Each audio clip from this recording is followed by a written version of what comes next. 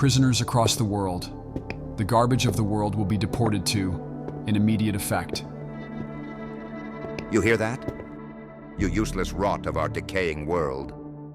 Soon all of you lifers will be deported to Mars, off the face of the Earth, leaving space and resources for respectable people who deserve living.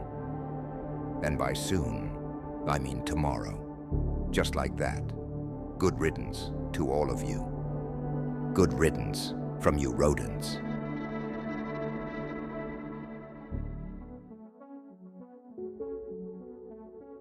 This is year 2124, Wednesday, March 22nd.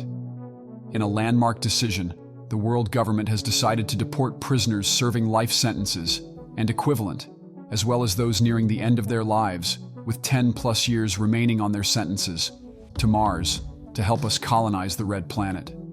A better use of their lives, remarked a bureaucrat of the world government. Additionally, as the entire planet has become a dumping ground, the world government has decided to ship all of the world's garbage to Mars as well. The garbage, they say, will help form an atmosphere on that planet by releasing greenhouse gases and will clean our existing home planet. A better use of this garbage as well, added the same bureaucrat in his interview with us.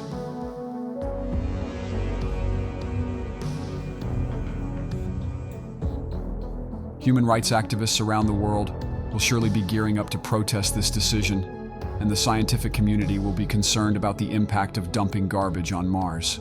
The deportation is scheduled to begin tomorrow for the first batch of inmates, and space agencies around the world have already begun preparing for it. We will keep you updated on the developments. Stay tuned on One Earth News. The prisoners were to be taken to Mars in 2 phases. First, they will be transported to the space station on the Moon, where all 5,000 inmates will be unified in a single mothership, and then they will move to the space station on Mars in 3 months' time. Using 3D printing technology and robotics, a space station was completed on Mars in a 3-decade period, sufficient for supporting livable conditions for 5,000 people. However, no human has ever set foot in that facility yet. The first batch of prisoners so consists of only 5,000 people from around the world. Globally, the prisoners who meet the deportation criteria exceeds 2 million in numbers. A super logistical challenge, this entire operation will be carried out over a span of multiple years. The prisoners will grow their own food, learn to recycle the garbage, and carry out various missions for the world government to help them expand human habitat more rapidly on the Red Planet.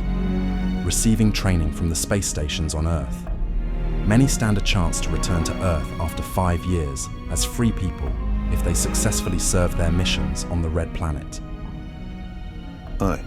Do you think we will survive this journey? If I survive, I tell you one thing. The colony on Mars is going to be my kingdom in 5 years' time. I tell you, Dud, these not all government money. It's the rich folks. I have read on this when I was out. They have found something immensely valuable up there. They want the cheapest labor and the one with the least emotional value here on the planet to do their dirty work. No one's gonna protest if a few thousand felons die up there.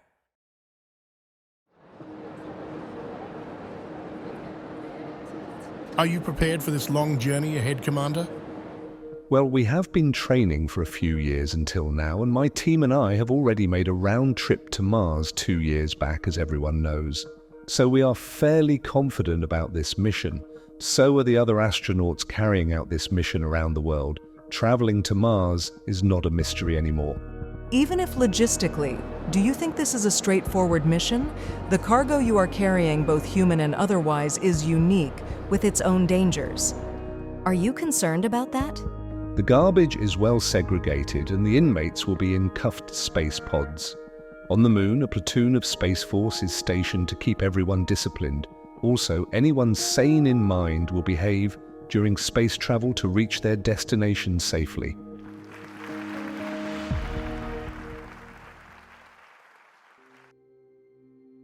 This is your commander speaking. We will take off in T-5 minutes. During launch, we will experience 3 to 4 Gs and leave Earth's atmosphere in 7 minutes. We will reach the Moon in 36 hours. For now, brace yourselves and prepare for takeoff. Ha ha! Aye, chap! My mum's gonna be so proud! Her son's now an astronaut! Ha ha ha ha! Yeah, no shit, you are real smart, Snorty. Who would have thought they would send a pig to space? The whole world watched in awe. Murmurs of all kinds filled the cafes, houses, workplaces, and streets. The sane and insane alike rejoiced and argued over this desperate attempt to find a home outside the scorched and ravaged earth. The sea had claimed half of all coastal cities, and the population in them was pushed inland, crowding any nearby cities, towns, and villages. More jungles were cut down to make place for the displaced people. The climate had become erratic, just like the people in those overcrowded places, giving rise to famine, crime, and hysteria. Some districts seemed to function peacefully, their surroundings manicured by the ruling corporations and the governments the people there worked for, turning a blind eye to anything that would distress their reality. Remote regions of the planet were reminiscent of the Earth that once was 100 years ago, but the rest of it was on life support. The ones in power were too slow to act and misdirected by their conflict of interests, and the people were too slow to notice, distracted by the consumerist utopia created to indulge their desires. Everyone was paying the price, one way or the other. Welcome back to One Earth News. In our studio today, there's a battle raging on about whether the funds being spent on colonizing Mars should instead be spent on rejuvenating Earth, or if the Red Prison is the way forward. Come join me for the debate. This is true dystopia. People 100 years ago simply thought of this as a movie trope, but we are living and breathing in it. It's the result of that generation being neglectful towards all the warnings that were on their face through endless mediums. It was far-fetched for them, clearly a case of careless ignorance. And let me say this on the news. The world leaders you look up to for guidance, even they don't know what to do. They have accepted the slow death they will have in their lavish lives and sentenced everyone else to a quick one. Meanwhile, the spaceships from across the world neared the moon landing. The crew at the moon station jumped into action, moving everything from the ships into the mothership. The inmates were transferred from their spaceships to the mothership through an airtight tube. All of them looked out at the moon in unearthly amazement. This was a journey they had never imagined in their wildest dreams. On the mothership, they were allowed to use the restroom in a sequential manner. Each inmate was untethered from their pod and led by an armed officer to the restroom. Meals and water were served in place. To keep them busy and far from violence for 3 months in the longest leg of this voyage, provisions were made for recreation, areas for exercise, reading, space viewing, and VR. Enough for 5,000 people to have some respite throughout the Odyssey, all under heavy-armed supervision.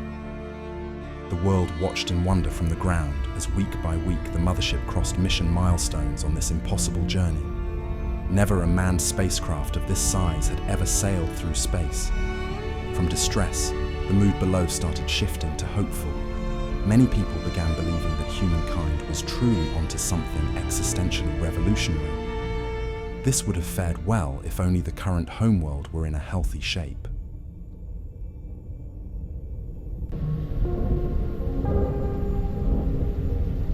Remember, you earn your freedom here. Anything you did back on Earth won't mean anything after serving 5 years here. You will have a new life. Enjoy this thrilling adventure, folks. Be reborn. The scouting party made its way to the Mars facility in electric armored vans. A large One Earth insignia was visible from a distance on the 5-story command tower of the facility.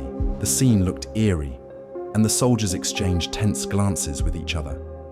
No one knew what to expect in the years ahead. Just like the inmates, the members of the Space Force were prisoners here too, for the next 5 years. Each soldier's posting had a 5-year contract. The systems are working fine, Commander. We can start deboarding now.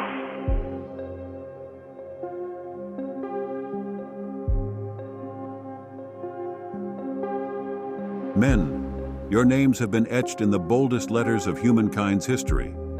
You are the first group of people, not a squad, but a large group of people that are stationed on Mars, historic and revolutionary in all ways. The first phase of your mission is complete, which is touching base on Mars. The second phase, which is to make Mars our new home, will begin tomorrow. Today you will rest, and to your delight, you will be getting a full 37 minutes 22 seconds extra as compared to us Earthlings to rest and rejuvenate. And tomorrow, you begin the work to secure humankind's existence for an eternity.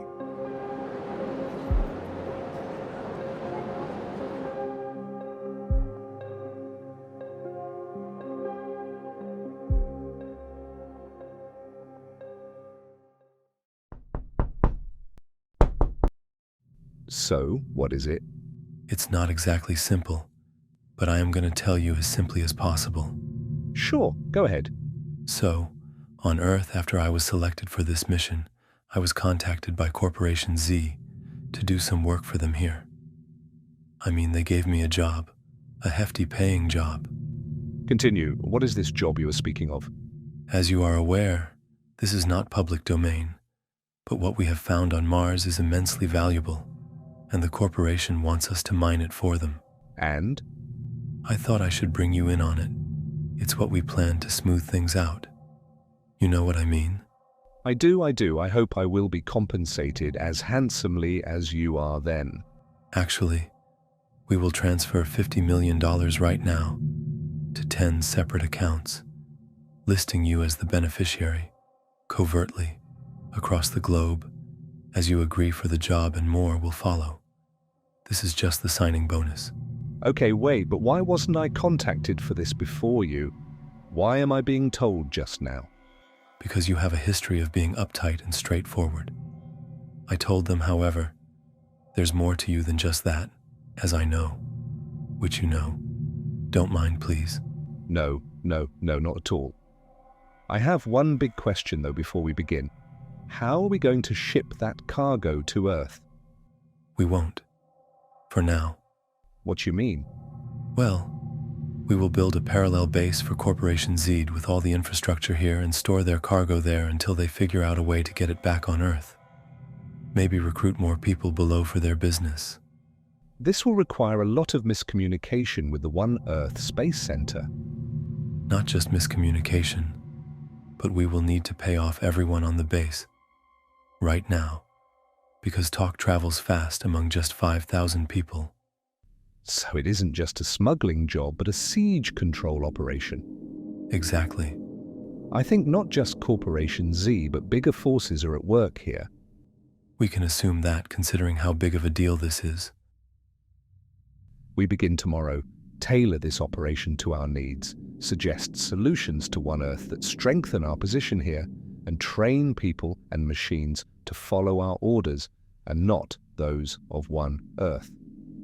Seeing how it is now, why not do this for ourselves? Pilot? Why don't we negotiate the terms with your employer from here on out? Why not we own Mars? After all, we got a hell lot of time here and boundless space to expand. The hell, even until One Earth finds out about our plans, we will have a strong foothold here which will want everyone to negotiate with us. We will rule this red prison. The scheming, plotting, crime, and garbage of humankind had now landed on Mars.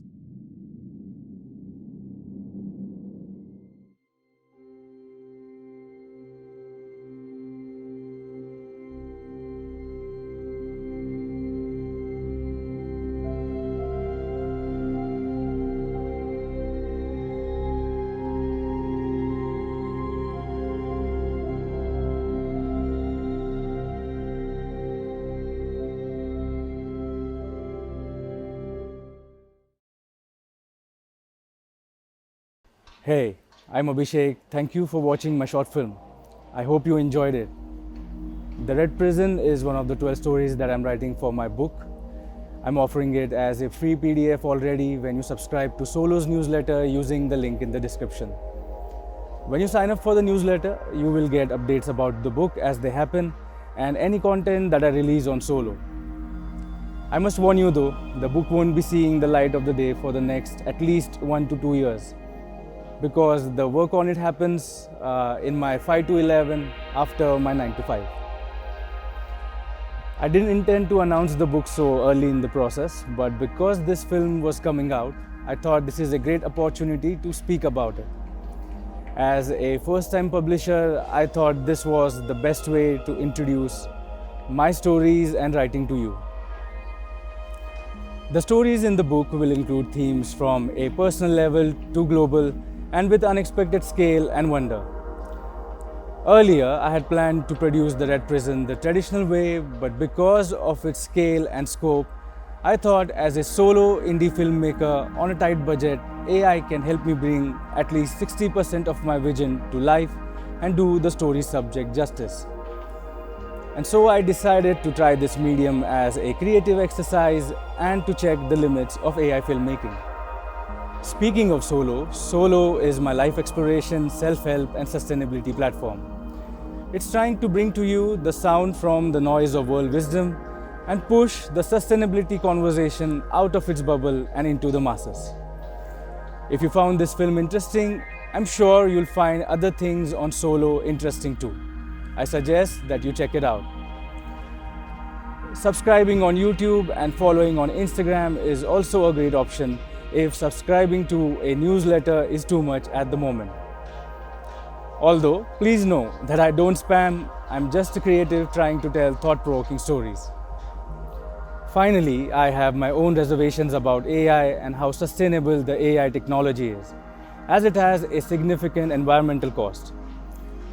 As a solo creator, the output can be improved by at least 20%, but without the help of coders, animators, VFX artists, cinematographers, and even actors, one cannot produce anything exceptional. Sure, it can speed up the creation process, which is a plus, but it has clear limitations to what it can create at the moment. It's also a very unpredictable and tedious process. For storyboarding, it's fine, but that's the extent of it. More on AI and its environmental cost in another video, but as of now, let me know what you think about the film itself and its subject. I personally learned a lot about filmmaking and writing during this whole process. It was a great experience. Again, thank you for making time to watch my film. I really appreciate it. To continue seeing and hearing from me, do subscribe to Everything Soulo. Until next time.